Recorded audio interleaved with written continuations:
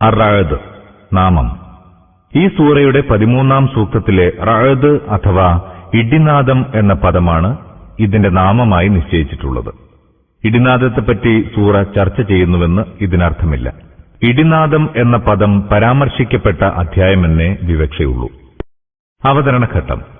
യൂനുസ്, ഹൂദ്, അൽ ആറാഫ് എന്നീ അധ്യായങ്ങൾ അവതരിച്ച മക്ക ജീവിതത്തിന്റെ അവസാന ഘട്ടത്തിൽ തന്നെയാണ് അർ-റഅദും അവതരിച്ചതെന്നാണ് 27 മുതൽ 31 വരെ സൂക്തങ്ങളുടെയും സൂറയുടെ സമാപന സൂക്തങ്ങളുടെയും ഉള്ളടക്കത്തിൽ നിന്ന് വ്യക്തമാകുന്നത്. നബി തിരുമേനിയുടെ ഇസ്ലാമിക പ്രബോധനം അപ്പോൾ കുറെ നാൾ പിന്നിട്ടിട്ടുണ്ടായിരുന്നുവെന്ന് ഇതിന്റെ വിവരണ ശൈലിയിൽ നിന്ന് മനസ്സിലാക്കാം. എതിരാളികൾ തിരുമേനിയെ അപകീർത്തിപ്പെടുത്താനും ദൌത്യം നിഷ്ഫലമാക്കാനും പലതരം കുതന്ത്രങ്ങൾ പ്രയോഗിച്ചുകൊണ്ടിരിക്കുകയായിരുന്നു. മുഅ്മിനുകളാവട്ടെ ഏതെങ്കിലും ദിവ്യാത്ഭുതം പ്രത്യക്ഷപ്പെടുത്തി തങ്ങളെ നേർമാർഗത്തിലേക്ക് നയിക്കണമെന്ന് വീണ്ടും വീണ്ടും അഭിലഷിച്ചുകൊണ്ടിരിക്കുന്നു. എന്നാൽ വിശ്വാസത്തിലേക്ക് വഴി കാണിക്കുന്നതിന് ആ മാർഗം സ്വീകരിക്കപ്പെടുകയില്ലെന്നും സത്യത്തിന്റെ ശത്രുക്കൾക്ക് ദീർഘമായ അവസരങ്ങൾ നൽകുന്നത് കണ്ട് പരിഭ്രമിക്കേണ്ടതില്ലെന്നും അള്ളാഹു വിശ്വാസികളെ ഉണർത്തിക്കൊണ്ടിരിക്കുന്നു. സൂക്തം 31 നിന്ന് ഇത്ര കൂടി മനസ്സിലാക്കാം. സത്യനിഷേധികളുടെ മാർഗഭ്രംശം അങ്ങേയറ്റം അതിരുകടന്നിരുന്നു. എത്രത്തോളമെന്നാൽ മരിച്ചവർ ശ്മശാനങ്ങളിൽ നിന്ന് എഴുന്നേറ്റ് വന്നാൽ പോലും അവർ വിശ്വസിക്കുകയില്ല. എന്തെങ്കിലും വ്യാഖ്യാനങ്ങൾ നൽകി ഒഴിഞ്ഞു മാറുകയേയുള്ളൂ എന്നും പറഞ്ഞാൽ ഒട്ടും അധികമാവില്ല. ഇതിൽ നിന്നെല്ലാം മക്ക ജീവിതത്തിന്റെ അവസാന ഘട്ടത്തിലാണ് ഈ അധ്യായം അവതരിച്ചതെന്ന് അനുമാനിക്കാം. മുഖ്യപ്രമേയം. ഈ സൂറയിലെ മുഖ്യപ്രമേയം ആദ്യ സൂക്തത്തിൽ തന്നെ വ്യക്തമാക്കിയിട്ടുണ്ട്. അതായത് മുഹമ്മദ് നബി അവതരിപ്പിക്കുന്നതെന്തോ അതാണ് സത്യം. അത് തള്ളിക്കളയുന്നതാണ് ഇക്കൂട്ടർ ചെയ്യുന്ന തെറ്റ്. എല്ലാ പ്രഭാഷണങ്ങളും അതിനു ചുറ്റുമാണ് കറങ്ങിക്കൊണ്ടിരിക്കുന്നത്. ഈ പരമ്പരയിൽ വീണ്ടും വീണ്ടും വിവിധ രൂപത്തിൽ തൗഹീദ്, ആഖിറത്ത്, റിസാലത്ത് എന്നിവയുടെ യാഥാർത്ഥ്യം സ്ഥാപിച്ചുറപ്പിച്ചിരിക്കുന്നു. അവയിൽ വിശ്വസിക്കുന്നത് മൂലം ഉണ്ടായിത്തീരുന്ന ധാർമ്മികവും ആധ്യാത്മികവുമായ നേട്ടങ്ങളും അവയെ നിരാകരിക്കുന്നതിന്റെ ദൂഷ്യങ്ങളും വിവരിക്കുന്നു. അതേപോലെ സത്യനിഷേധം അടിമുടി അബദ്ധവും വിഡ്ഢിത്തവുമാണെന്ന് മനസ്സിൽ തറയ്ക്കും വണ്ണം വർണ്ണിച്ചിരിക്കുന്നു. എന്നാൽ ഈ ഭാഷണങ്ങളുടെ എല്ലാം ലക്ഷ്യം മനുഷ്യ മനസ്സുകളെ സമാധാനിപ്പിക്കുക മാത്രമല്ല, അവയെ ഈമാനിന്റെ ഭാഗത്തേക്ക് ആകർഷിച്ചുകൊണ്ടുവരിക എന്നതും കൂടിയാണ്.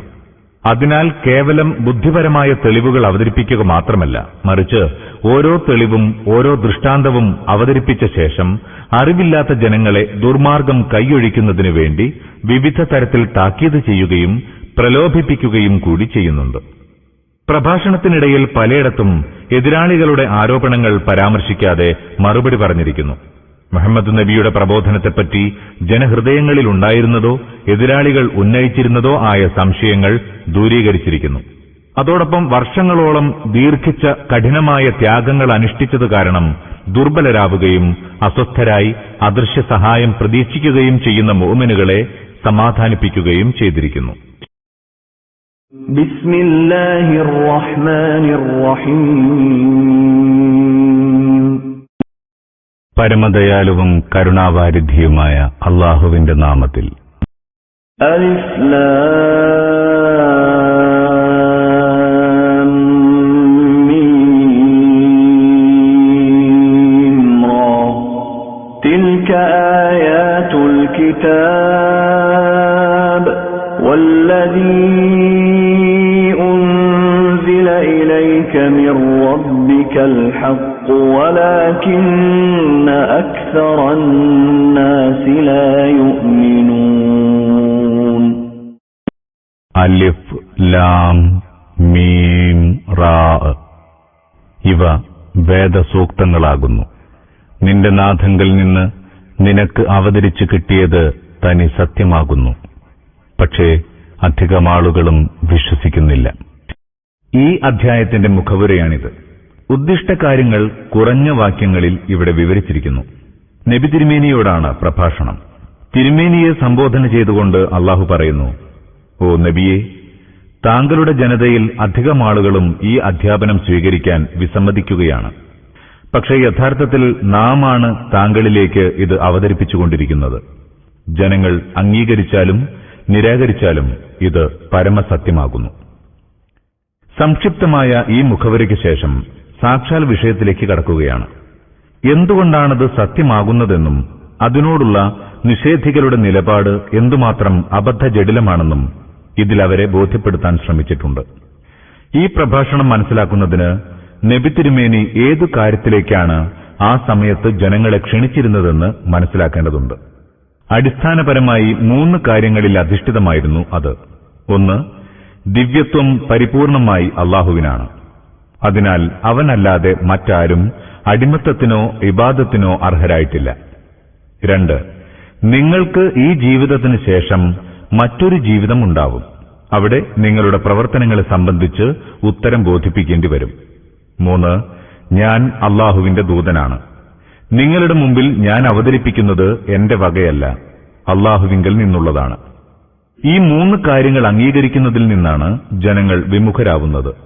ഇവ തന്നെയാണ് ഈ പ്രഭാഷണത്തിൽ പല പ്രാവശ്യവും വിവിധ തരത്തിൽ ഗ്രഹിപ്പിക്കാൻ ശ്രമിക്കുന്നത്. ഇത് സംബന്ധമായി ജനങ്ങൾക്കുള്ള സംശയങ്ങളും ആരോപണങ്ങളും ഇതിൽ ദൂരീകരിച്ചിരിക്കുകയാണ്. الله الذي رفع السماوات بغير عمد ترونها ثم استوى على العرش وسخر الشمس والقمر كل يجري لأجل مسمى يدبر الأمر يفصل الآيات لعلكم بلقاء ربكم توقنون. നിങ്ങൾക്ക് കാണാവുന്ന താങ്ങുകളില്ലാതെ വാനലോകങ്ങളെ നിലനിർത്തിയത് അല്ലാഹുവാകുന്നു. അനന്തരം അവൻ സിംഹാസനത്തിൽ ഉപവിഷ്ടനായി. സൂര്യചന്ദ്രന്മാരെ അവൻ ഒരു വ്യവസ്ഥയ്ക്ക് വിധേയമാക്കി. വിപുലമായ ഈ സംവിധാനത്തിന്റെ ഓരോ ഘടകവും നിശ്ചിത അവധി വരെ ചലിച്ചുകൊണ്ടിരിക്കും. ഈ സംവിധാനമൊക്കെയും നിയന്ത്രിച്ചുകൊണ്ടിരിക്കുന്നത് അല്ലാഹു മാത്രമാകുന്നു. അവൻ ദൃഷ്ടാന്തങ്ങൾ തുറന്നു വിശദീകരിച്ചു തരുന്നു. നിങ്ങൾക്ക് റബ്ബിനെ കണ്ടുമുട്ടുമെന്ന് ബോധ്യമായെങ്കിലോ? ഉപരിലോകത്തെ അദൃശ്യമായ താങ്ങുകളിൽ നിർത്തിയിരിക്കുന്നു എന്നാണിവിടെ പറഞ്ഞിരിക്കുന്നത്. അനന്തമായ ഈ ആകാശത്തിൽ എണ്ണമറ്റ ഗോളങ്ങളെ താങ്ങി നിർത്തുന്ന ഒന്നും കാണപ്പെടുന്നില്ലെന്ന് വ്യക്തം. പക്ഷേ ഒരു നിഗൂഢ ശക്തി അവയിൽ ഓരോന്നിനെയും അതതിന്റെ സ്ഥാനങ്ങളിലും ഭ്രമണപഥങ്ങളിലും ഉറപ്പിച്ചു നിർത്തിയിരിക്കുന്നു. ഭീമാകാരങ്ങളായ ഈ ഗോളങ്ങൾ ഭൂമിയിലേക്കോ മറ്റൊന്നിലേക്കോ വീഴുന്നില്ല. സംക്ഷിപ്തമായി ഒരു ചെറിയ സൂചന മാത്രമേ ഇവിടെ നൽകുന്നുള്ളൂ. അല്ലാഹു സിംഹാസനത്തിൽ ഉപവിഷ്ടനായി എന്ന് വിവിധ സ്ഥലങ്ങളിൽ ഖുർആനിൽ പറഞ്ഞതിന്റെ താൽപര്യം ഇതാണ്. അല്ലാഹു ഈ പ്രപഞ്ചത്തെ സൃഷ്ടിക്കുക മാത്രമല്ല ചെയ്തത്, മറിച്ച് അവൻ തന്നെ പ്രപഞ്ചത്തെ ഭരിച്ചുകൊണ്ടിരിക്കുകയും ചെയ്യുന്നു. ചില വിഡ്ഢികൾ വിചാരിക്കുന്ന പോലെ സ്വയം ചലിക്കുകയും നിലനിൽക്കുകയും ചെയ്യുന്ന ഒരു ഫാക്ടറിയല്ല ഇത്. മറ്റു ചില അജ്ഞാനികൾ ധരിച്ചു വച്ചിരിക്കുന്ന പോലെ വിവിധ ദൈവങ്ങളുടെ സഹകരണ ഫലവുമല്ല. സ്രഷ്ടാവ് തന്നെ നടത്തിക്കൊണ്ടിരിക്കുന്ന വ്യവസ്ഥാപിതമായ സംവിധാനമാണ്. ഇതിന്റെ വിശദീകരണത്തിന് സൂറ അൽ അറാഫിലെ 54-ാം സൂക്തത്തിന്റെ വിശദീകരണം ശ്രദ്ധിക്കുക. ഇവിടെ ഒരു കാര്യം പ്രത്യേകം ശ്രദ്ധിക്കേണ്ടതുണ്ട്. സംബോധിതരായ ജനങ്ങൾ അല്ലാഹുവിന്റെ അസ്തിത്വത്തെ നിഷേധിക്കുന്നവരായിരുന്നില്ല. അവനാണ് സ്രഷ്ടാവെന്ന വസ്തുതയും നിഷേധിച്ചിരുന്നില്ല. ഇവിടെ വിവരിച്ച എല്ലാ കാര്യങ്ങളും അല്ലാഹുവല്ലാത്ത മറ്റാരെങ്കിലുമാണ് ചെയ്യുന്നതെന്ന ധാരണയും അവർക്കുണ്ടായിരുന്നില്ല. അതിനാൽ അല്ലാഹുവാണ് ആകാശങ്ങളെ ഉയർത്തി നിർത്തിയിരിക്കുന്നത്. അവനാണ് സൂര്യചന്ദ്രന്മാരെ ഒരു വ്യവസ്ഥയ്ക്ക് വിധേയമാക്കിയിരിക്കുന്നത് എന്നീ കാര്യങ്ങൾക്ക് തെളിവുകൾ അവതരിപ്പിക്കേണ്ട ആവശ്യമുണ്ടായിരുന്നില്ല. സംബോധിതർ സ്വയം അംഗീകരിക്കുന്ന ഈ വസ്തുതകളെ മറ്റൊരു കാര്യത്തിന് തെളിവായിക്കൊണ്ടാണ് ഇവിടെ അവതരിപ്പിച്ചിരിക്കുന്നത്. അതായത്, ഈ പ്രാപഞ്ചിക വ്യവസ്ഥയുടെ മേൽ പരമാധികാരമുള്ളവൻ ഇബാദത്ത് ചെയ്യപ്പെടാൻ അർഹതയുള്ള അല്ലാഹുവല്ലാതെ മറ്റാരുമല്ല. ഇവിടെ ഒരു ചോദ്യം ഉന്നയിച്ചേക്കാം. അല്ലാഹുവിന്റെ അസ്തിത്വത്തെയും അവന്റെ സൃഷ്ടിപ്പിനെയും നിയന്ത്രണാധികാരത്തെയും നിഷേധിക്കുന്നവരെ സംബന്ധിച്ചിടത്തോളം ഈ തെളിവ് എങ്ങനെ ഫലപ്രദമാകും? അതിനു മറുപടി ഇതാണ്. അല്ലാഹു ബഹുദൈവാരാധകരുടെ മുമ്പിൽ ഏകദൈവത്വം സ്ഥാപിക്കാൻ എന്തെല്ലാം തെളിവുകൾ ഉന്നയിച്ചിട്ടുണ്ടോ അവയെല്ലാം ദൈവനിഷേധികളുടെ മുമ്പിൽ അവന്റെ അസ്തിത്വം തെളിയിക്കാനും മതിയായതാണ്. തൗഹീദിനുള്ള മുഴുവൻ തെളിവുകളും ഒരടിസ്ഥാനത്തിൽ അധിഷ്ഠിതമാണ്. അതായത്, ഭൂമി മുതൽ ആകാശം വരെയുള്ള മുഴുപ്രപഞ്ചവും സമ്പൂർണമായ ഒരു ഏകകമാണ്. സുശക്തമായ ഒരു നിയമവ്യവസ്ഥയ്ക്ക് കീഴിലാണത് ചലിച്ചുകൊണ്ടിരിക്കുന്നത്. അതിലാവട്ടെ എല്ലാ ഭാഗത്തും സമ്പൂർണമായ ശക്തിവിശേഷവും അന്യൂനമായ യുക്തിവിചാരവും സുദൃഢമായ വിജ്ഞാനത്തിന്റെ അടയാളങ്ങളും ദർശിക്കപ്പെടുന്നുമുണ്ട്. ഈ അടയാളങ്ങൾ ഈ പ്രാപഞ്ചിക വ്യവസ്ഥയ്ക്ക് ഒന്നിലധികം പരമാധികാരികളില്ലെന്ന് തെളിയിക്കുന്ന പോലെ തന്നെ ഒരു പരമാധികാരിയുണ്ടെന്നും തെളിയിക്കുന്നു. വ്യവസ്ഥയെ ഒരു വ്യവസ്ഥാപകനെയും നിയമത്തെ ഒരു നിയമദാതാവിനെയും യുക്തിയെ ഒരു യുക്തിമാനെയും വിജ്ഞാനത്തെ ഒരു അഭിജ്ഞനെയും സർവോപരി സൃഷ്ടിയെ ഒരു സ്രഷ്ടാവിനെയും കൂടാതെ വിഭാവന ചെയ്യുക എന്നത് അസാധ്യമാണ്. ബുദ്ധി മന്ദിക്കുകയോ ധർമ്മച്യുതി സംഭവിക്കുകയോ ചെയ്തവർക്ക് മാത്രം സാധിക്കുന്നതാണ്. ഈ സമഗ്ര സംവിധാനത്തിന്റെ അവസ്ഥയെക്കുറിച്ചാണ് ഇവിടെ ഓരോ ഘടകവും നിശ്ചിത അവധി വരെ ചലിച്ചുകൊണ്ടിരിക്കും എന്ന് പറഞ്ഞത്. എല്ലാ കഴിവുകളുടെയും ഉടമയായ ഒരു ഭരണാധികാരിയാണ് അത് നടത്തിക്കൊണ്ടിരിക്കുന്നതെന്നും അന്യൂനമായ യുക്തിവിചാരം അതിൽ പ്രവർത്തിച്ചിരിക്കുന്നുവെന്നും മാത്രമല്ല സാക്ഷ്യം വഹിക്കുന്നത്. പിന്നെയോ അതിലെ ഓരോ ഘടകവും അതിൽ പ്രവർത്തിക്കുന്ന ഓരോ ശക്തിയും ഇത്ര കൂടി സാക്ഷ്യം വഹിക്കുന്നുണ്ട്. ഈ വ്യവസ്ഥയിലെ ഒന്നും തന്നെ അനശ്വരമല്ല. എല്ലാറ്റിനും ഒരു നിർണിത സമയമുണ്ട്. അതുവരെ മാത്രം അത് ചലിച്ചുകൊണ്ടിരിക്കും. ആ നിശ്ചിത സമയം എത്തിക്കഴിഞ്ഞാൽ നശിച്ചു പോവുകയും ചെയ്യും. ഈ യാഥാർത്ഥ്യം ഏതുപ്രകാരം ഈ വ്യവസ്ഥയിലെ ഓരോ ഘടകത്തെക്കുറിച്ചും ശരിയാണോ, അതേപോലെ മുഴുവൻ വ്യവസ്ഥയെക്കുറിച്ചും ശരിയാണ്. ഈ ഭൗതിക ലോകത്തിന്റെ ഒന്നാകെയുള്ള ഘടന തന്നെ ഇത് ശാശ്വതമല്ലെന്നും ഇതിന് ഒരു നിശ്ചിത അവധിയുണ്ടെന്നും ആ അവധിക്ക് ശേഷം തൽസ്ഥാനത്ത് മറ്റൊരു ലോകമായിരിക്കും വരിക എന്നും തെളിയിക്കുന്നുണ്ട്. അതിനാൽ ഉണ്ടാവുമെന്ന് വ്യക്തമാക്കപ്പെട്ട അന്ത്യദിനം വന്നു ചേരുക എന്നതല്ല, വരാതിരിക്കുക എന്നതാണ് വിദൂരം. ദൃഷ്ടാന്തങ്ങൾ എന്നതുകൊണ്ട് ഉദ്ദേശിക്കുന്നത് ഇതാണ്: അള്ളാഹുവിന്റെ പ്രവാചകൻ ഏതെല്ലാം യാഥാർത്ഥ്യങ്ങളെ സംബന്ധിച്ച് നിങ്ങൾക്ക് അറിവ് നൽകുന്നുവോ അവ സത്യത്തിൽ തന്നെ യാഥാർത്ഥ്യങ്ങളാണ് എന്നതിനുള്ള ദൃഷ്ടാന്തങ്ങൾ. പ്രപഞ്ചത്തിലെങ്ങും അതിന് സാക്ഷ്യം വഹിക്കുന്ന അടയാളങ്ങളുണ്ട്. ജനങ്ങൾ കണ്ണു തുറന്നു നോക്കേണ്ടതുണ്ട്. ഖുർആൻ ഏതെല്ലാം കാര്യങ്ങളിൽ വിശ്വസിക്കാൻ ആഹ്വാനം ചെയ്തിട്ടുണ്ടോ അവയെ ആകാശഭൂമികളിൽ പരന്നു കിടക്കുന്ന കണക്കില്ലാത്ത ദൃഷ്ടാന്തങ്ങൾ സത്യപ്പെടുത്തുന്നുവെന്ന് അപ്പോൾ തന്നെ മനസ്സിലാകും. ഇവിടെ പറഞ്ഞ ദൃഷ്ടാന്തങ്ങൾ ഈ പ്രപഞ്ചത്തിന്റെ സ്രഷ്ടാവും നിയന്താവും ഏകനാണെന്ന് വ്യക്തമായും സാക്ഷ്യം വഹിക്കുന്നുണ്ട്. മാത്രമല്ല, മരണാനന്തരമുള്ള മറ്റൊരു ജീവിതം, മനുഷ്യൻ ദൈവിക കോടതിയെ അഭിമുഖീകരിക്കേണ്ടി വരുമെന്ന വസ്തുത, രക്ഷാശിക്ഷകളെക്കുറിച്ച് പ്രവാചകൻ നൽകിയ വിവരണങ്ങൾ എന്നിവയും തികച്ചും പരമാർത്ഥമാണെന്നതിനു കൂടി അവ സാക്ഷ്യം വഹിക്കുന്നുണ്ട്. അതിനാൽ ആദ്യത്തെ യാഥാർത്ഥ്യത്തെക്കുറിച്ച് പ്രത്യേകം ഓർമ്മിപ്പിക്കേണ്ട ആവശ്യം തന്നെയില്ല. കാരണം തെളിവുകൾ കേൾക്കുമ്പോൾ തന്നെ അതിൽ നിന്ന് എന്താണ് സ്ഥാപിതമാവുന്നതെന്ന് അനുവാചകർക്ക് ഗ്രഹിക്കാൻ സാധിക്കും. നിങ്ങളുടെ നാഥനുമായുള്ള കൂടിക്കാഴ്ച നടക്കുമെന്നതിനുള്ള ഉറപ്പും ഇതേ തെളിവുകൾ പരിശോധിച്ചാൽ ലഭിക്കുന്നതാണെന്ന രണ്ടാമത്തെ യാഥാർത്ഥ്യത്തിലേക്കും ഇവിടെ പ്രത്യേകമായി തന്നെ ശ്രദ്ധ തിരിച്ചിരിക്കുന്നു. ഈ ദൃഷ്ടാന്തങ്ങളിൽ നിന്ന് മരണാനന്തര ജീവിതത്തിന് രണ്ടു വിധത്തിൽ തെളിവുകൾ ലഭിക്കുന്നതാണ്. ഒന്ന്, നാം ആകാശലോകത്തിന്റെ ഘടനയെയും സൂര്യചന്ദ്രന്മാരുടെ വിധേയത്വത്തെയും കുറിച്ച് ചിന്തിക്കുകയാണെങ്കിൽ നമ്മുടെ ഹൃദയങ്ങൾ സാക്ഷ്യം വഹിക്കും, അത്യത്ഭുതകരമായ ഈ വാനഗോളങ്ങളെ സൃഷ്ടിച്ചത് ഏതൊരു ദൈവമാണോ? ഗംഭീരങ്ങളായ ഈ ഗോളങ്ങളെ ആകാശത്ത് കറക്കിക്കൊണ്ടിരിക്കുന്നത് ആരുടെ ശക്തിയാണോ? അവനെ സംബന്ധിച്ചിടത്തോളം മനുഷ്യനെ മരണാനന്തരം ജീവിപ്പിക്കുക എന്നത് പ്രയാസമുള്ള കാര്യമല്ല. രണ്ട്, ഈ പ്രപഞ്ച വ്യവസ്ഥയിൽ നിന്ന് അതിന്റെ സ്രഷ്ടാവ് പരിപൂർണ യുക്തിജ്ഞനാണെന്നതിന് നമുക്ക് തെളിവ് ലഭിക്കുന്നു.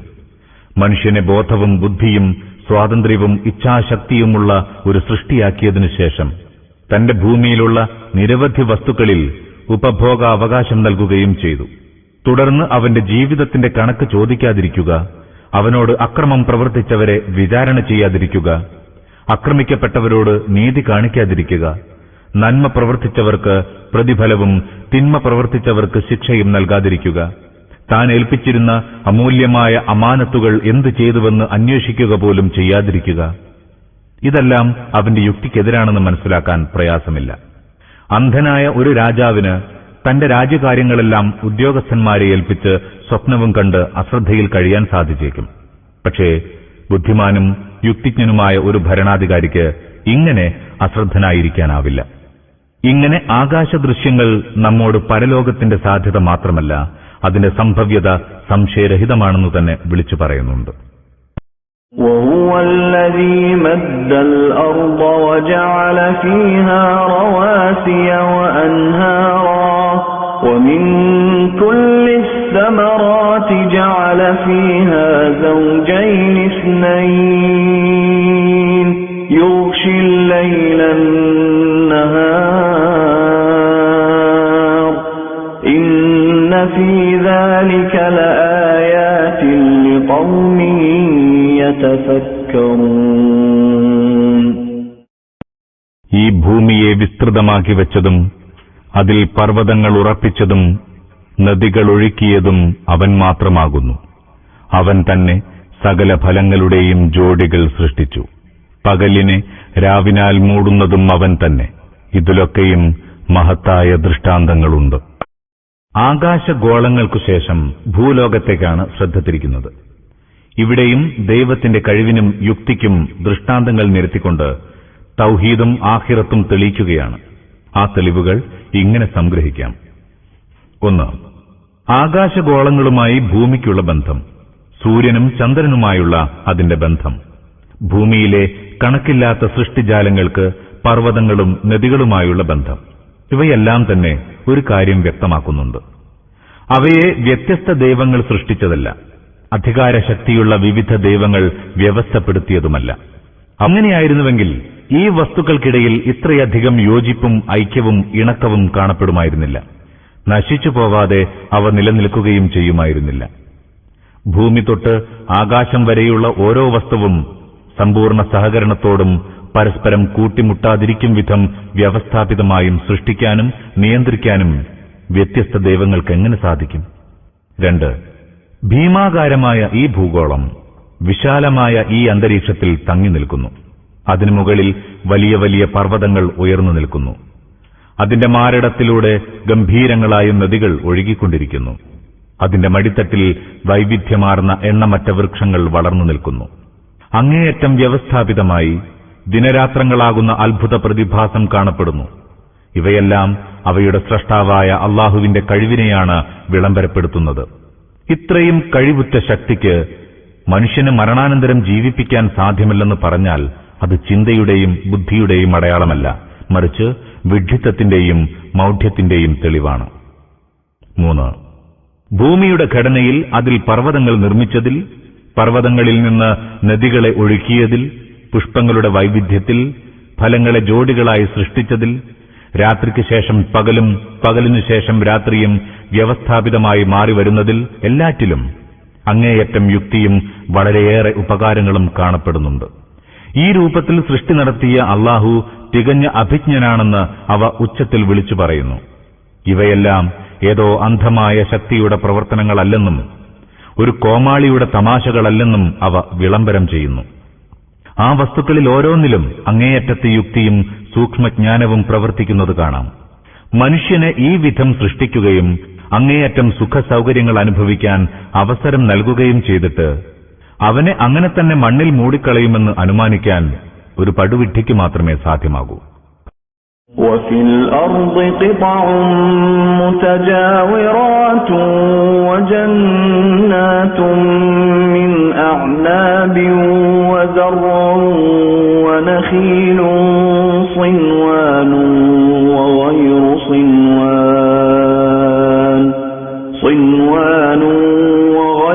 صنوان يسقى بماء واحد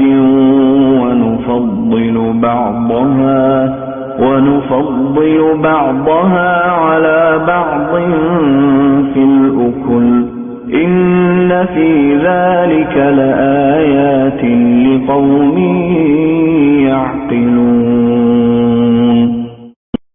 നോക്കുക, ഭൂമിയിൽ വെവ്വേറെ ഖണ്ഡങ്ങളുണ്ട്. അവ പരസ്പരം ചേർന്ന് സ്ഥിതി ചെയ്യുന്നു.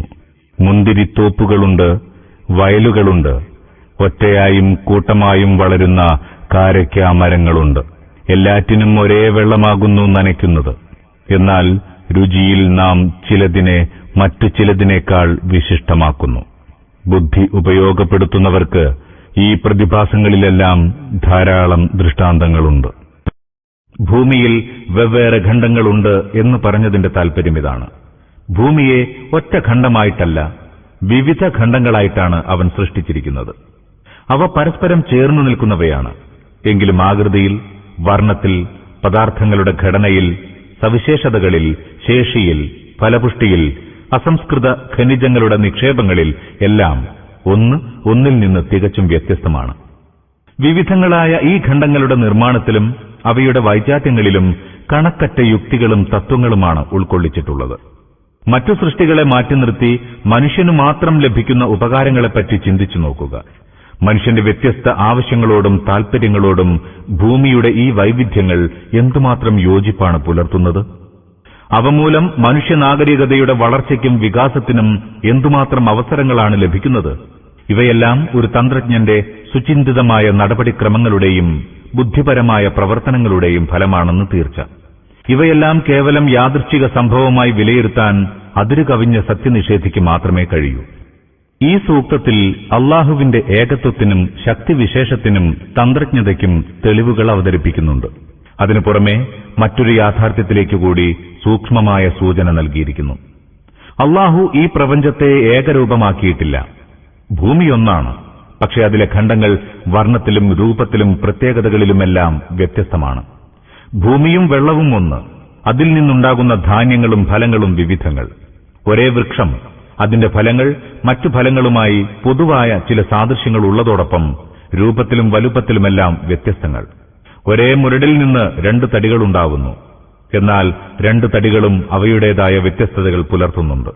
ഈ കാര്യങ്ങൾ ശ്രദ്ധിക്കുന്ന ഒരാൾ മനുഷ്യർക്കിടയിൽ പ്രകൃതിയിലും പ്രവണതകളിലും അഭിരുചികളിലും കാണപ്പെടുന്ന വൈവിധ്യത്തിൽ അത്ഭുതപ്പെടുകയില്ല. അള്ളാഹു ഉദ്ദേശിക്കുകയാണെങ്കിൽ എല്ലാ മനുഷ്യരെയും ഒരുപോലെ സൃഷ്ടിക്കാൻ സാധിക്കുമായിരുന്നു. പക്ഷേ അള്ളാഹു ഈ പ്രപഞ്ചത്തെ സൃഷ്ടിച്ചതിലെ യുക്തി ആവശ്യപ്പെടുന്നത് ഐകരൂപ്യമല്ല, വൈവിധ്യവും വൈജാത്യവുമാണ്. എല്ലാവരെയും ഒരേപോലെയാണ് സൃഷ്ടിച്ചിരുന്നതെങ്കിൽ ഈ ഗംഭീര പ്രപഞ്ചമത്രയും അർത്ഥശൂന്യമാകുമായിരുന്നു. وَإِن تَعْجَبْ فَعَجَبٌ قَوْلُهُمْ أَإِذَا كُنَّا تُرَابًا أَإِنَّا لَفِي خَلْقٍ جَدِيدٍ أُولَئِكَ الَّذِينَ كَفَرُوا بِرَبِّهِمْ وَأُولَئِكَ الْأَغْلَالُ فِي أعناقهم وأولئك أصحاب النار هم فيها خالدون. നാം മരിച്ചു മണ്ണായാൽ പിന്നെയും പുതുതായി സൃഷ്ടിക്കപ്പെടുകയോ എന്ന ജനത്തിന്റെ ഈ വാദമാണ് താങ്കൾ അത്ഭുതപ്പെടുന്നുവെങ്കിൽ ഏറെ അത്ഭുതാവഹമായത്. റബ്ബിനെ നിഷേധിച്ച ജനമാകുന്നു അവർ. അവരുടെ കഴുത്തുകളിൽ ചങ്ങലകൾ അണിയിക്കപ്പെട്ടിരിക്കുന്നു. നരകാവകാശികളാണവർ. അവരതിൽ നിത്യവാസികളുമാണ്. അവരുടെ പരലോക നിഷേധം യഥാർത്ഥത്തിൽ ദൈവത്തിന്റെയും അവന്റെ കഴിവുകളുടെയും യുക്തിയുടെയും നിഷേധമാണ്. മരിച്ചു മണ്ണടിഞ്ഞാൽ പുനരുജ്ജീവിപ്പിക്കപ്പെടുകയില്ലെന്ന് മാത്രമല്ല അവർ പറയുന്നത്, പിന്നെയോ അവരെ സൃഷ്ടിച്ച അള്ളാഹു ദുർബലനും നിസ്സാരനും അറിവില്ലാത്തവനും അജ്ഞനുമാണെന്ന ചിന്ത കൂടി ആ വാദത്തിൽ ഒളിഞ്ഞിരിക്കുന്നുണ്ട്. കണ്ഠങ്ങളിൽ ചങ്ങലകൾ അണിയിക്കപ്പെടുക എന്നത് ബന്ധനത്തിന്റെ ലക്ഷണമാണ്. കണ്ഠങ്ങളിൽ ചങ്ങലകൾ അണിയിക്കപ്പെട്ട ജനം എന്നു പറഞ്ഞതിന്റെ താൽപര്യം ഇതാണ്. ഈ ജനങ്ങൾ തങ്ങളുടെ അജ്ഞതയുടെയും സത്യനിഷേധത്തിന്റെയും ദേഹേച്ഛകളുടെയും പൂർവ്വപിതാക്കളോടുള്ള അന്ധമായ അനുകരണത്തിന്റെയും തടവുകാരായി മാറിയിരിക്കുന്നു. അവർക്ക് സ്വതന്ത്രമായി ചിന്തിക്കാനും ആലോചിക്കാനും സാധ്യമല്ല. അവരുടെ പിടിവാശി പരലോകത്തെ അംഗീകരിക്കാൻ സാധിക്കാത്ത വിധം അവരെ തടഞ്ഞുവെച്ചിരിക്കുന്നു. യഥാർത്ഥത്തിൽ അത് അംഗീകരിക്കുക എന്നത് തികച്ചും യുക്തിസഹമായിരുന്നു. എന്നിട്ടും യുക്തിരഹിതമായ പരലോക നിഷേധത്തിലാണ് അവർ മുഴുകിയിരിക്കുന്നത്.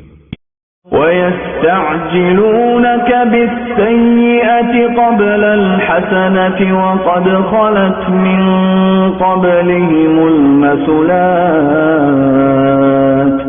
وَإِنَّ رَبَّكَ لَذُو مَغْفِرَةٍ لِلنَّاسِ عَلَى ظُلْمِهِمْ وَإِنَّ رَبَّكَ لَشَدِيدُ الْعِقَابِ. ഈ ജനം നന്മയ്ക്ക് മുമ്പേ തിന്മയ്ക്ക് വേണ്ടി തിരക്കുകൂട്ടിക്കൊണ്ടിരിക്കുന്നു.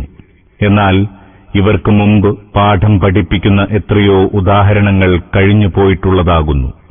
മനുഷ്യർ അതിക്രമങ്ങൾ ചെയ്തിട്ടും റബ്ബ് അവരോട് വിട്ടുവീഴ്ചയോടെ വർത്തിക്കുന്നു എന്നതത്രേ യാഥാർത്ഥ്യം. നിന്റെ റബ്ബ് കഠിനമായി ശിക്ഷിക്കുന്നവനാകുന്നു എന്നതും യാഥാർത്ഥ്യമാകുന്നു. മക്കയിലെ സത്യനിഷേധികൾ നബി തിരുമേനിയോട് ഇങ്ങനെ പറഞ്ഞിരുന്നു: താങ്കൾ യഥാർത്ഥത്തിൽ തന്നെ നബിയാണെങ്കിൽ ഞങ്ങൾ താങ്കളെ കളവാക്കുന്നത് കാണുന്നുണ്ടല്ലോ. എന്നിട്ടെന്തേ താങ്കൾ ഭീഷണിപ്പെടുത്തിയ പോലെ ശിക്ഷയൊന്നും വന്നു വീഴാത്തത്? അത് വരാൻ എന്താണിത്ര താമസം? ഇതേ വെല്ലുവിളിയുടെ സ്വരത്തിലാണ് അവർ ഇങ്ങനെ പറഞ്ഞിരുന്നത്: ഞങ്ങളുടെ റബ്ബേ, വിചാരണാദിനത്തിന് മുമ്പ് തന്നെ ഞങ്ങളുടെ വിഹിതം വേഗം ഇങ്ങ് തന്നേക്കൂ. മറ്റു ചിലപ്പോൾ അവർ ഇങ്ങനെയും പറഞ്ഞിരുന്നു: അല്ലാഹുവേ, ഇത് വാസ്തവത്തിൽ നിന്റെ പക്കൽ നിന്നുള്ള സത്യം തന്നെയാണെങ്കിൽ നീ ഞങ്ങൾക്കുമീതെ ആകാശത്തുനിന്ന് ശിലകൾ വർഷിച്ചുകൊള്ളുക, അല്ലെങ്കിൽ മറ്റേതെങ്കിലും നോവുറ്റ ശിക്ഷ ഇറക്കിക്കൊള്ളുക. സത്യനിഷേധികളുടെ ഇത്തരം വാദങ്ങൾക്കാണ് ഈ സൂക്തത്തിൽ മറുപടി പറഞ്ഞിരിക്കുന്നത്. അതായത്, അറിവില്ലാത്ത ജനങ്ങൾ ഗുണത്തിനു മുമ്പ് ദോഷത്തിനാണ് പ്രാർത്ഥിക്കുന്നത്. അള്ളാഹുവിൽ നിന്ന് ലഭിച്ച അവസരവും വിട്ടുവീഴ്ചയും ഉപയോഗപ്പെടുത്തുന്നതിനു പകരം ആ അവസരം വേഗത്തിൽ അവസാനിപ്പിക്കാനും അവരുടെ അക്രമ പ്രവർത്തനങ്ങൾക്ക് ഉടനെ ശിക്ഷ ലഭിക്കാനുമാണ് അവർ ആവശ്യപ്പെടുന്നത്. وَيَقُولُ الَّذِينَ كَفَرُوا لَوْلَا أُنْزِلَ عَلَيْهِ آيَةٌ مِّن رَّبِّهِ إِنَّمَا أَنْتَ مُنذِرٌ وَلِكُلِّ قَوْمٍ هَادٍ. നിന്റെ സന്ദേശം സ്വീകരിക്കാൻ കൂട്ടാക്കാത്ത ഇക്കൂട്ടർ ചോദിക്കുന്നുണ്ട്: ഇയാൾക്ക് റബ്ബിങ്കൽ നിന്ന് ഒരു ദൃഷ്ടാന്തം ഇറക്കപ്പെടാത്തതെന്ത്? നീയോ ഒരു മുന്നറിയിപ്പുകാരൻ മാത്രമാണല്ലോ. ഓരോ സമൂഹത്തിനും ഒരു മാർഗദർശകനുണ്ട്. ഇവിടെ ദൃഷ്ടാന്തം കൊണ്ടുദ്ദേശിക്കുന്നത് മുഹമ്മദ് നബി അള്ളാഹുവിന്റെ റസൂലാണെന്ന് പൂർണ്ണമായും ഉറപ്പുവരുത്തുന്ന അടയാളങ്ങളാണ്. അവർ തിരുമേനിയുടെ വാക്കുകൾ അതിന്റെ പരമാർത്ഥതയ്ക്കുള്ള തെളിവുകളെ ആധാരമാക്കി ചിന്തിച്ചു മനസ്സിലാക്കാൻ സന്നദ്ധരായിരുന്നില്ല. അവിടുത്തെ പരിശുദ്ധ ചര്യയിൽ നിന്ന് പാഠം ഉൾക്കൊള്ളാൻ ഒരുക്കമായിരുന്നില്ല. അവിടുത്തെ അധ്യാപനങ്ങൾ മുഖേന സ്വഹാബികളിലുണ്ടായ മഹത്തായ സാംസ്കാരിക വിപ്ലവത്തിൽ നിന്ന് ഒരു പാഠവും പഠിക്കാൻ സന്നദ്ധരായിരുന്നില്ല. അതേപോലെ അവരുടെ ശിർക്കുപരവും പരമാബദ്ധവുമായ വിശ്വാസങ്ങൾ വിവരിക്കുന്നതിനു വേണ്ടി ഖുർആൻ അവതരിപ്പിച്ച ബുദ്ധിപരമായ തെളിവുകളെപ്പറ്റി ചിന്തിക്കാനും ഒരുക്കമായിരുന്നില്ല. ഇതെല്ലാം വിട്ട് മുഹമ്മദ് നബിയുടെ പ്രവാചകത്വത്തിൽ വിശ്വസിക്കുന്നതിന് മാനദണ്ഡമാക്കാവുന്ന ഒരു അത്ഭുതം കാണണമെന്നാണ് അവർ ആഗ്രഹിക്കുന്നത്. അവരുടെ ആവശ്യത്തിനുള്ള സംക്ഷിപ്ത മറുപടിയാണിത്. അവരോട് നേരിട്ട് പറയുന്നതിന് പകരം നബി തിരുമേനിയെ സംബോധന ചെയ്തുകൊണ്ടാണ് പറയുന്നത്. അതിന്റെ താൽപര്യം ഇതാണ്: ഓ നബി, താങ്കൾ ജനങ്ങളെ സമാധാനിപ്പിക്കുന്നതിനു വേണ്ടി എന്തത്ഭുതമാണ് കാണിക്കുക എന്നോർത്ത് വിഷമിക്കേണ്ടതില്ല. താങ്കളുടെ ജോലി എല്ലാവരെയും തൃപ്തിപ്പെടുത്തുകയല്ല, അശ്രദ്ധയിൽ ഉറങ്ങുന്നവരെ തട്ടിയുണർത്തുകയും ദുർമാർഗത്തിന്റെ ദുരന്തഫലങ്ങളെക്കുറിച്ച് മുന്നറിയിപ്പ് നൽകുകയും ചെയ്യുക എന്നത് മാത്രമാണ്. ഈ സേവനം നാം എല്ലാ കാലത്തും എല്ലാ ജനതയിലും ഓരോ മാർഗദർശകരെ നിശ്ചയിച്ചുകൊണ്ട് നിർവഹിച്ചിട്ടുണ്ട്. ഇപ്പോൾ താങ്കൾ മുഖേനയും ഇതേ സേവനമാണ് നിർവഹിക്കുന്നത്. അതിനുശേഷം ഉദ്ദേശിക്കുന്നവർക്ക് കണ്ണു തുറക്കാം, ഉദ്ദേശിക്കുന്നവർക്ക് അശ്രദ്ധയിൽ മുഴുകുകയും ചെയ്യാം. സംക്ഷിപ്തമായ ഈ മറുപടിക്ക് ശേഷം അള്ളാഹു അവരുടെ ഭാഗത്തേക്ക് തന്നെ തിരിഞ്ഞ് ഓർമ്മിപ്പിക്കുന്നു: ഒരു നിയമവും വ്യവസ്ഥയുമില്ലാത്ത ഒരു രാജാവിന്റെ ആധിപത്യത്തിലല്ല നിങ്ങളുള്ളത്. ഓരോ വ്യക്തിയെയും മാതാക്കളുടെ വയറ്റിലായിരുന്ന സമയം മുതൽ അറിയുകയും അവന്റെ ഓരോ ചലനവും വീക്ഷിച്ചുകൊണ്ടിരിക്കുകയും ചെയ്യുന്ന അള്ളാഹുവുമായിട്ടാണ് നിങ്ങളുടെ ബന്ധം. അവന്റെ സവിധത്തിൽ ഗുണങ്ങളുടെ അടിസ്ഥാനത്തിൽ മാത്രം തികച്ചും നീതിനിഷ്ഠമായി നിങ്ങളുടെ ഭാഗധേയം നിർണയിക്കപ്പെടും. അവന്റെ തീരുമാനത്തിൽ സ്വാധീനം ചെലുത്താൻ കഴിവുള്ള ഒരു ശക്തിയും ആകാശഭൂമികളിലില്ല തന്നെ. അല്ലാഹു യഅലമു മാ തഹ്മിലു കുല്ലു ഉൻസാ വമാ തഗീബുൽ അർഹാമു വമാ തസ്ദാദ് വകുല്ലു ശൈഇൻ ഇൻദഹു ബിമിഖ്ദാർ. ഓരോ ഗർഭിണിയും വഹിക്കുന്നതെന്താണെന്ന് അള്ളാഹു അറിയുന്നു. ഗർഭാശയത്തിനകത്ത് വഹിപ്പിക്കുന്നതിനെക്കുറിച്ചും വളരുന്നതിനെക്കുറിച്ചും അവൻ നന്നായി അറിയുന്നുണ്ട്. സകല വസ്തുക്കൾക്കും അവങ്കൽ കൃത്യമായ അളവുണ്ട്. മാതാവിന്റെ ഗർഭാശയത്തിൽ കുട്ടിയുടെ അവയവങ്ങൾ, ശക്തി, യോഗ്യത, ആരോഗ്യം എന്നിവയിലുണ്ടാകുന്ന ഏറ്റക്കുറവുകളെല്ലാം അള്ളാഹുവിന്റെ മേൽനോട്ടത്തിലാണ് നടക്കുന്നത്. ആലിമുൽ ഗൈബി വശ്ശഹാദത്തിൽ കബീറുൽ മുതആൽ. ഒളിഞ്ഞതും തെളിഞ്ഞതുമായ സകലതും അറിയുന്നവൻ, ഏതവസ്ഥയിലും അത്യുന്നതനായി നിലകൊള്ളുന്ന ബഹുഗംഭീരൻ. സവാഉം മിൻകും മൻ അസറൽ ഖൗല വമൻ ജഹറ ബിഹി വമൻ ഹുവ മുസ്തഖ്ഫിൻ ബില്ലൈൽ ومن هو مستخف بالليل وسارب بالنهار. നിങ്ങളിൽ ഉച്ചത്തിൽ സംസാരിക്കുന്നവനും പതുക്കെ സംസാരിക്കുന്നവനും, രാവിന്റെ ഇരുളിൽ ഒളിച്ചിരിക്കുന്നവനും പകലിന്റെ പ്രകാശത്തിൽ സഞ്ചരിക്കുന്നവനും എല്ലാം അവന് ഒരുപോലെയാകുന്നു.